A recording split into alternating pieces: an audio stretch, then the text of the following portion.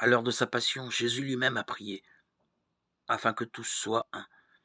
L'unité que le Seigneur a donnée à son Église et dans laquelle il veut que tous soient inclus n'est pas secondaire, elle est au centre même de son œuvre. Dieu veut l'Église parce qu'il veut l'unité et que dans l'unité s'exprime toute la profondeur de son agapé.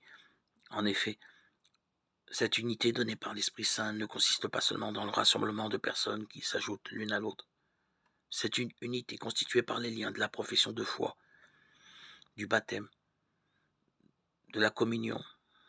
Les fidèles sont un parce que dans l'Esprit, ils sont dans la communion du Fils et en lui, dans sa communion avec le Père. Notre communion est communion avec le Père et avec son Fils Jésus-Christ. 1 Jean 1,3.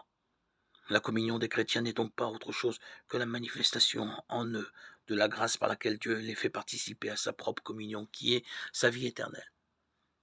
Les paroles du Christ, que tous soient un, sont donc la prière adressée au Père, que son dessein s'accomplisse pleinement, afin de mettre en pleine lumière le contenu du mystère tenu caché depuis toujours en Dieu, le Créateur de toutes choses. Éphésiens 3,9. Croire au Christ signifie vouloir l'unité. Vouloir l'unité signifie vouloir l'Église. Vouloir l'Église signifie vouloir la communion de grâce qui correspond au dessein du Père de toute éternité.